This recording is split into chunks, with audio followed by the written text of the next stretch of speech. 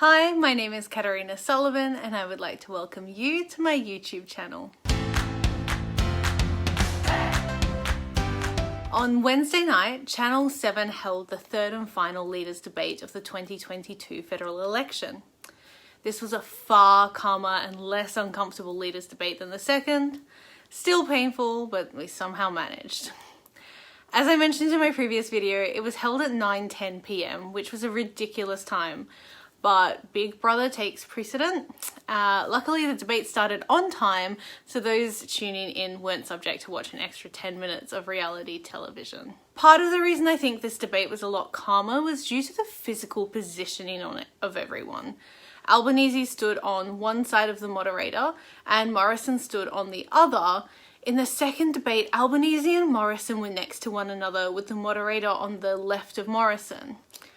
I did question at first whether it had anything to do with the fact that there was a male moderator present, but about halfway through the debate we switched to a female moderator and everything remained pretty calm. Before we get into the content of the debate, I want to make a few interesting observations. At the end of the debate, a pub test was held in a series of marginal electorates around the country, and people were interviewed about what they thought of the debate and who they believed won. I am a political junkie, so when I watch a debate like this, I don't want to be wooed with catchphrases and emotive sentences. I want facts, figures, and hardcore policy. It's why I think I always gravitate more towards Morrison during these debates. He doesn't fluff around in the emotional, leave no one behind, we can be better kind of stuff. He tells you his policy and how it will impact you. I personally don't want a motivational life coach as a prime minister when I'm watching debates. I want a facts and figures kind of person. On the other side, in the pub test, people were buying into Albanese. He couldn't tell them how he would leave no one behind or how he would make things better. Or even if he did have a vague policy, he couldn't explain how he would pay for it. But he said all these Instagram quotable phrases. It really challenged me to think outside of my own perceptions of debates. I always see them as who has the best ideas, not who moves me the most emotionally. And I think that's where the challenge will be for the coalition this election. It has been an emotional 3 years. People want to be spoken to emotionally by their leader. It's not my cup of tea personally, but that's what the population wants to hear. And that's not what the coalition is delivering. There was one part of the pub test that made me so unbelievably angry. I was actually standing up and yelling at the TV, and yes, at 6 months pregnant, and it was a sight. The journalist kept asking people if they will be voting for Albanese or Morrison on election day. Now, I hope you're sitting there watching right now and you already know what I'm going to say about this. Not a single one of those people they interviewed will be voting for Morrison or Albanese on election day. And why is that? Well, they don't live in the Cook or Grainler electorates. Oh my goodness, I cannot handle the misunderstanding of our political system.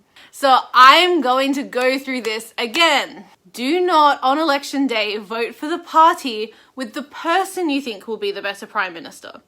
Prime ministers come and go. Vote for the party you think will make the most positive impact on this country. The coalition could win and Morrison could lose his seat. Think John Howard in 2007, but without Labour winning the election. The coalition would have to choose a new leader. Labour could win and Albanese could resign overnight. Labour would have to choose a new leader. You don't know what will happen.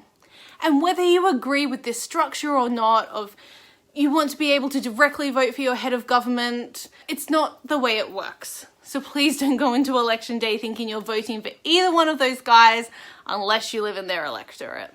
Overall, the winner of the debate was called by the people as Albanese by a landslide.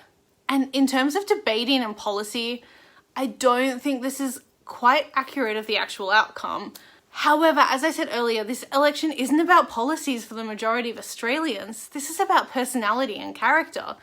It's something I'm still trying to wrap my head around as just a policy nerd, but that's life and I'm dealing with it. I don't know how much of the content I really want to cover in this video. The second and third debate was so close to one another, literally 50 hours apart.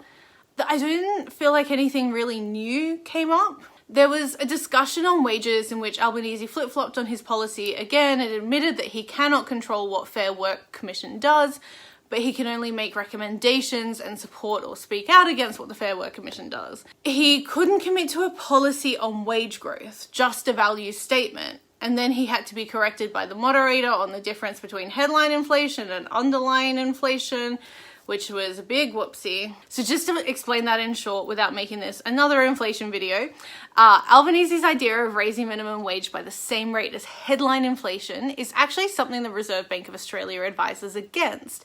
They advise looking at underlying inflation as well. So there are two different types of inflation. The 5.1% is headline inflation, and I think it's 3.75% is underlying inflation. Morrison also said he will support the Fair Work Commission increasing wages should they choose to do so in May or June of this year.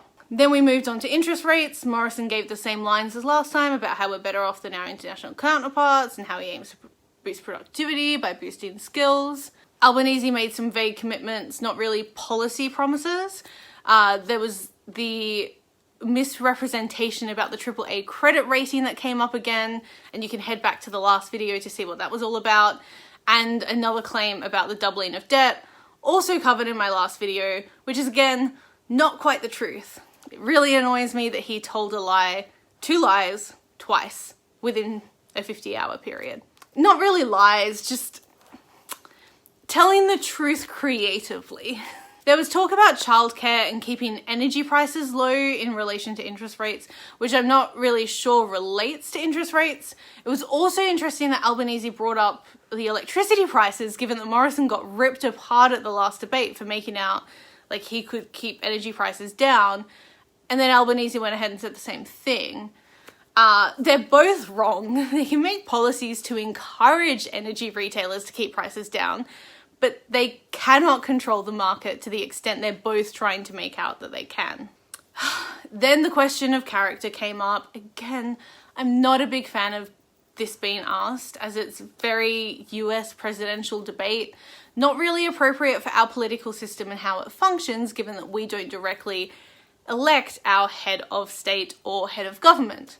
And it's making people move away from listening to policy and just deciding based on someone's personality, even though they might not even be the Prime Minister in a week's time.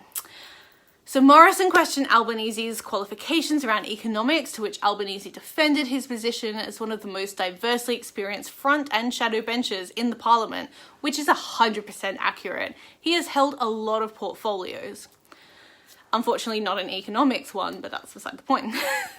Morrison said Albanese is quick to criticise and point out problems, but can't always find solutions for them and hasn't been able to have a single one of his policies properly costed. As of tonight, the only official 2022 election costings available online are those for the coalition. So we will keep an eye on this over the coming days of the campaign leading up to May 21st. You can also see costings for election policies yourself by visiting www.electioncostings.gov.au. This is the official government website that does the costings. It's done independently, and it's really important that if you want independent information, you go to that website. Don't listen to other media sources.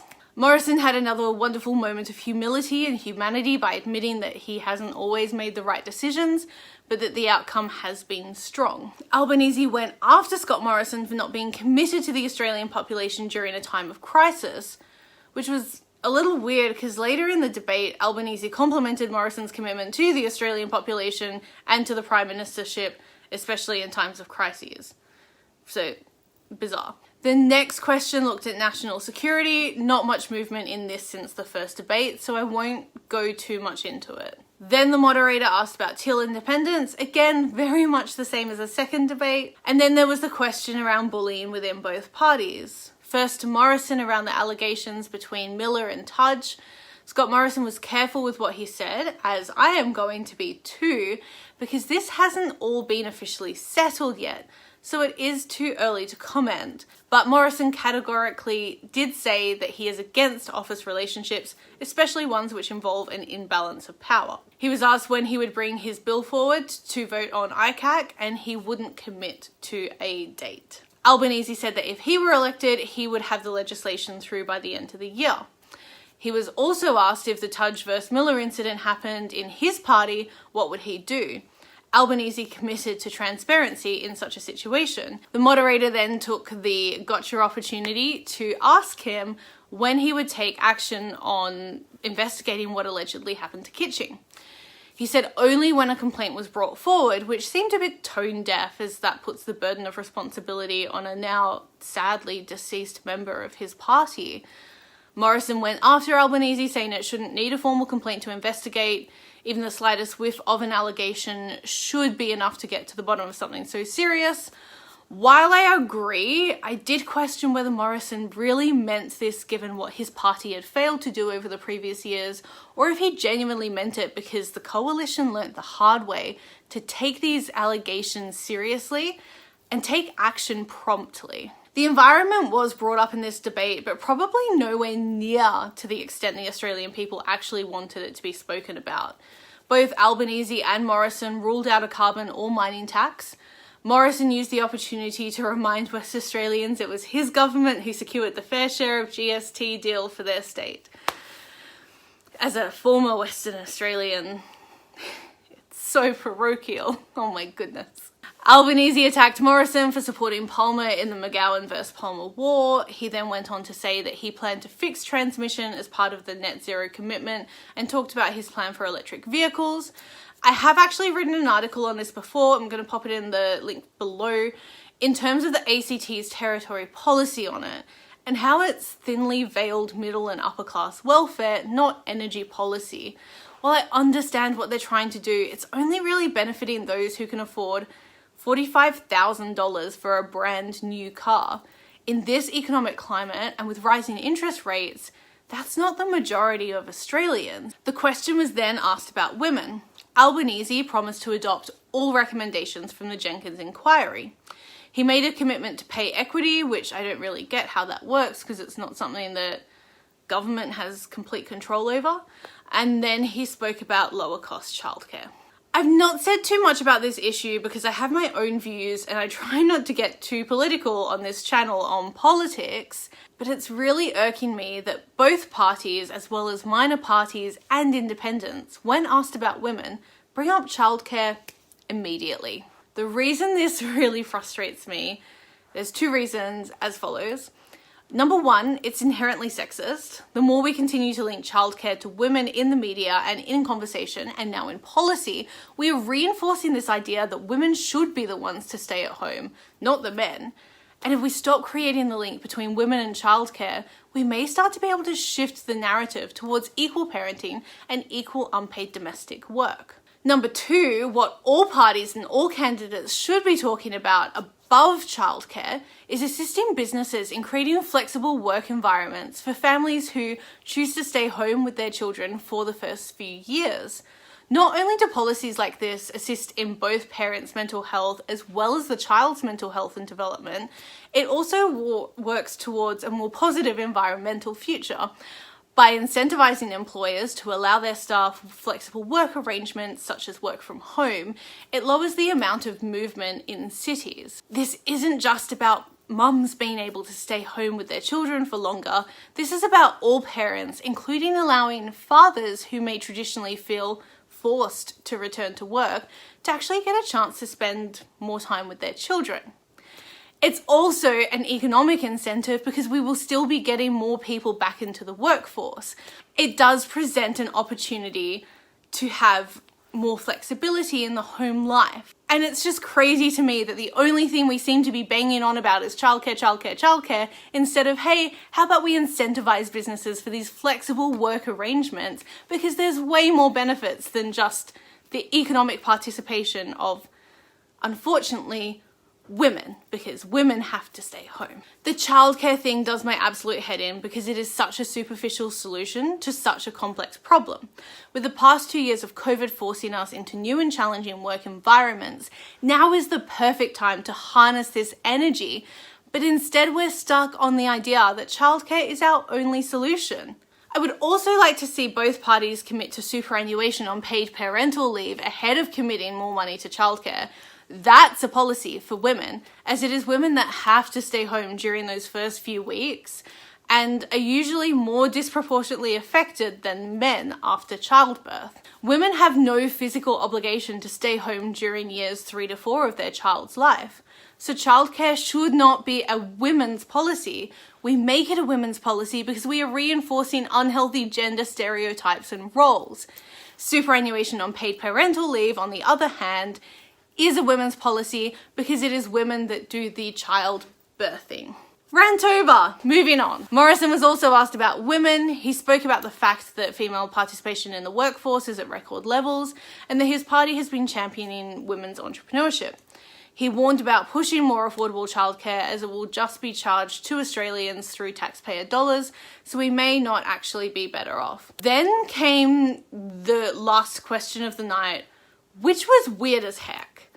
The moderator asked each candidate to give one compliment and then state one thing that concerns them about their opposition's ability to lead. Morrison understood the assignment and followed the brief, but the hidden agenda was a moment of gotcha journalism. Morrison praised Albanese for always staying true to his roots and never forgetting where he came from. He said he was an inspiration to come from such humble beginnings. Morrison then said he just doesn't believe Albanese has the knowledge and skill set to be Prime Minister.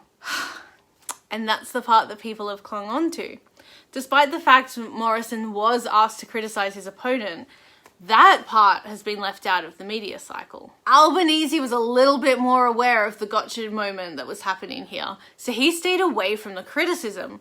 Super smart move on his part, but in debating terms, he didn't technically answer the question. Albanese praised Morrison for his commitment to the nation and the Prime Ministership during hard times, which I mentioned earlier was a massive 180 on what he had said before in the debate. There was one point in the debate when the moderator was so blown away with Morrison's debating style that he actually praised him for hitting all his talking points.